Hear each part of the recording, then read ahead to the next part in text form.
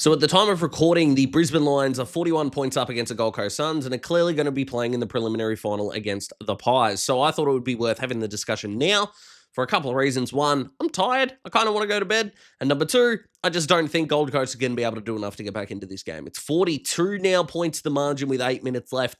They've kicked 45 for the game. It's over, and I can pretty much talk about what I need to talk about. And like I do in these game reviews for the finals, I've been doing one club at a time, starting with the winners. Let's talk about what I need to talk about with the Brisbane Lions, and I think the headlines start with Occam's razor, Brisbane's Brady Bunch, and then the bold move by Kai. That is not a typo. But let's start with Occam's razor, which, if you don't know what Occam's razor is, effectively is a way of problem solving, which effectively means the simplest solution is often the correct one. And effectively, that's the way that Brisbane played today. It was everything they did was almost so simple. They had no surprises tonight. They took corridor when they wanted to. They chipped around backwards. They wanted uncontested marks. They wanted intercept ball. They wanted to drive from the defensive 50. If you took away all of Brisbane's scores that did not originate inside Gold Coast's 50, at the time of recording, they would be up right now by 14 points, which is remarkable. And they've just kicked another one, which is extraordinary. But that's just the way that they did this tonight, is everything that they have done all year, every way that you thought they were going to try and win the game, they did. Granted, and look, I want to give Gold Coast an abundance of credit for the way that they've played the entire year, what they've been able to do, the experience they've been able to get has been fantastic for them. But the downside of being such an inexperienced side is that you do really have to worry about your own game. They did that against Freo. Their work without the ball against Freo, maybe a team that had quite a bit to lose, versus a team that didn't really know how to lose, considering they're the reigning premiers last year. I know they lost the qualifying final, but came back in a big way and got the job done in a significant way, like I said. The Brisbane just toyed with them in the end. They ended up kicking, 8 goals in a row, I think it is, at this point in time. 9 of their last 10 scores have been behinds, I think, Gold Coast at this point.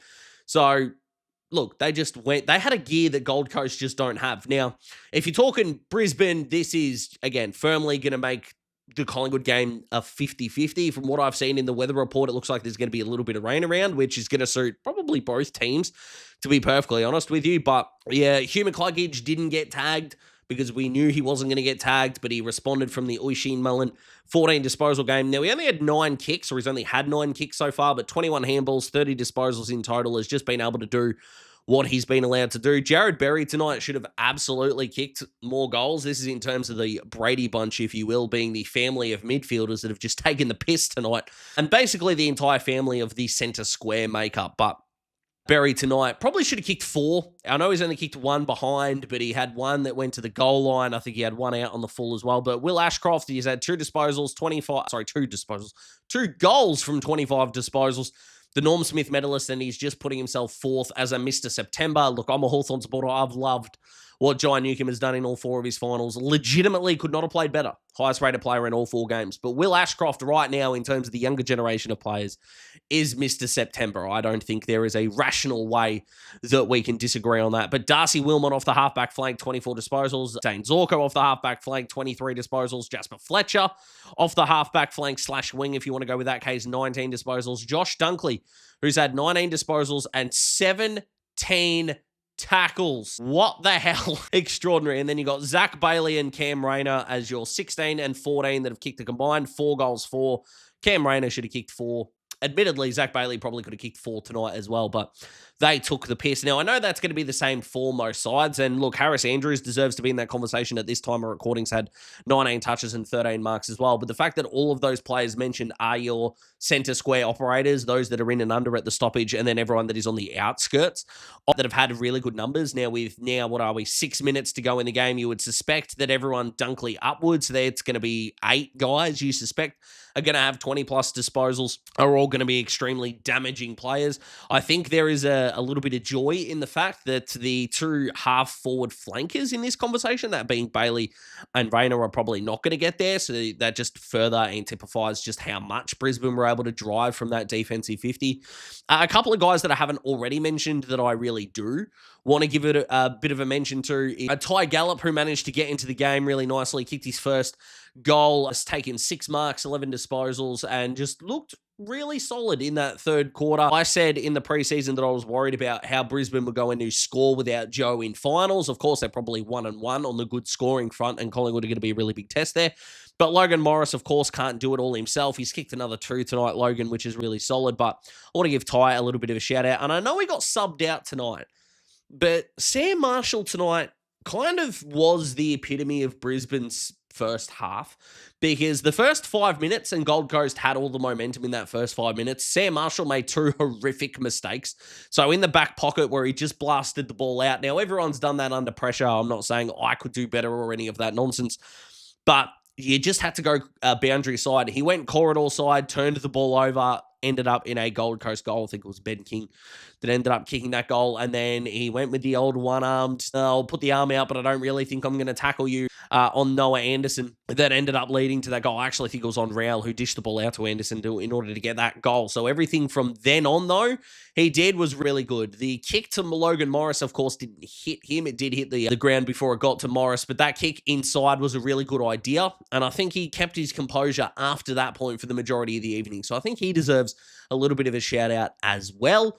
And then you get to Kai Lohman with the hair, the social media moment that blew up everywhere, and you thought, geez, he better play well tonight.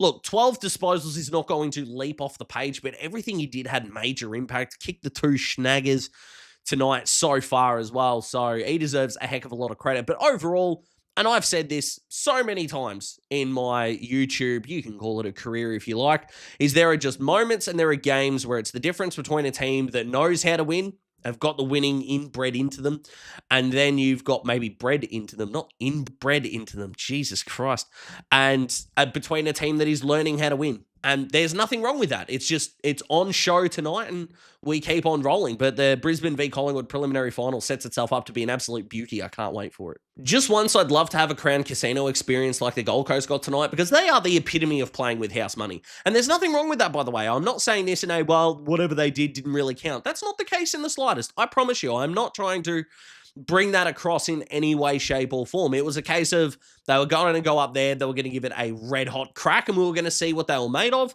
for a quarter and a half, or maybe a quarter and a quarter, if you will, so maybe 1.25 quarters, just to make it a little less confusing. They were pretty good.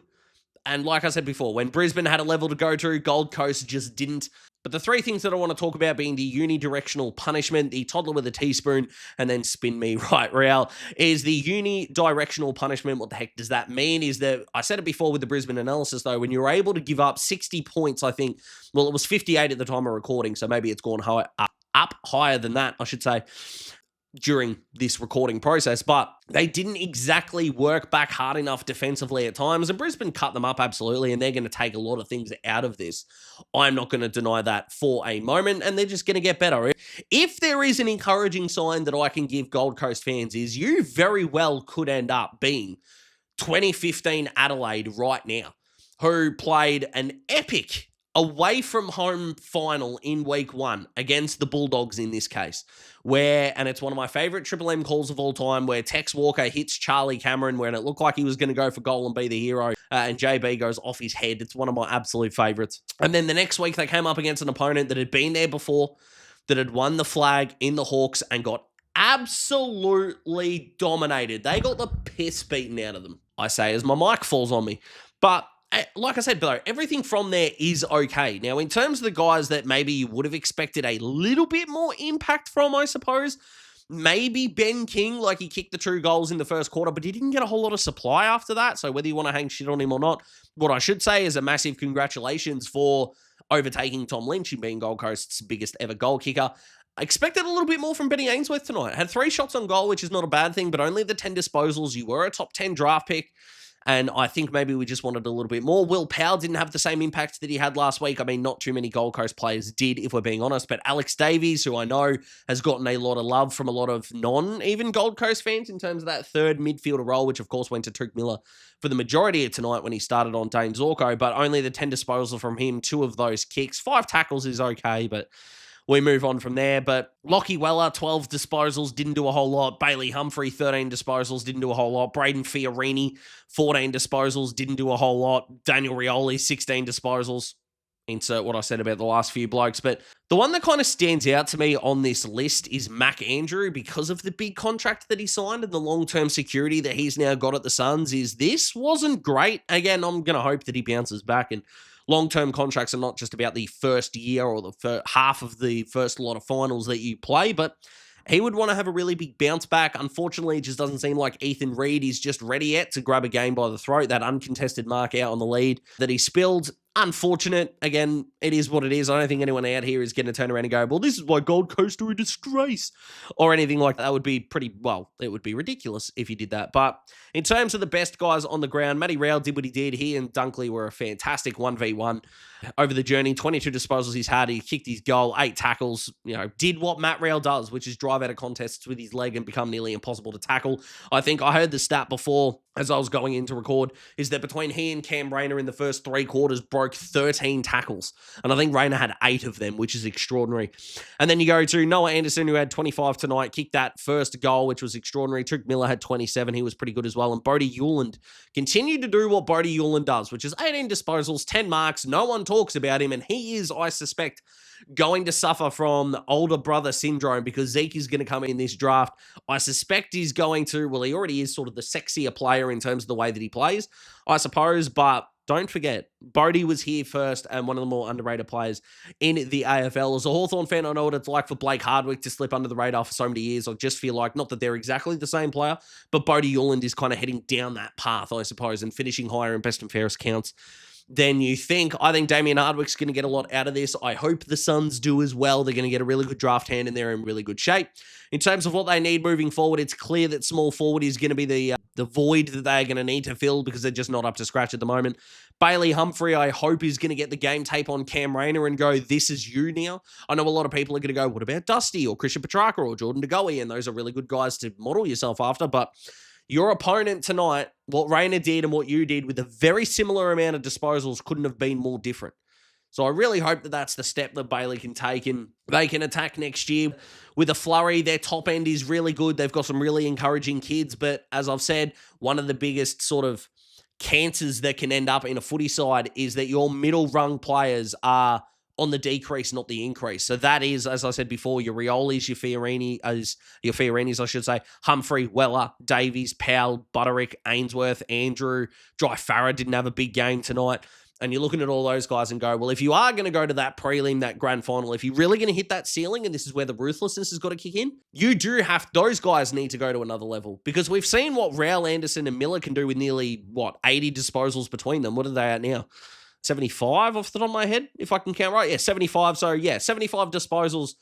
We've seen what they can do with that.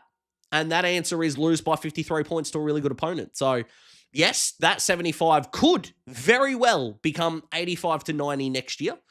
But who's going to come along with them? That's the big question that Gold Coast are going to need to answer as quickly as possible. So as the siren has gone to end the game, 14-16, 100, Brisbane, 6-11, 47, the Suns. Collingwood will play Brisbane next Saturday night at 5:15 p.m. here in Victoria. The Hawks play the Cats. I know it isn't the sexiest result. I really appreciate you watching the video nonetheless, guys. Like it if you like the video. Subscribe, join the Des Hawks Footy family. I will have 2 videos up. One, a style of video I have never done before because I haven't been allowed to, but I am so pumped to do. You have no idea how excited I am. But the Premiership Pie will be out tomorrow, today, probably when you're watching this. So Sunday evening, the Premiership Pie will be out. 4 teams left, and I will not be having them at 25%, so you can kind of get my inkling on where those games are going to end up, if you will. So that'll be really fun for you to check out. But overall, guys, I hope you enjoyed your weekend of footy. Enjoy your Sunday, whatever you get up to. I hope you stay safe. Be kind to each other. Lord knows the world needs it. Holy moly. And I'll see you in the next video, guys. Thank you very much.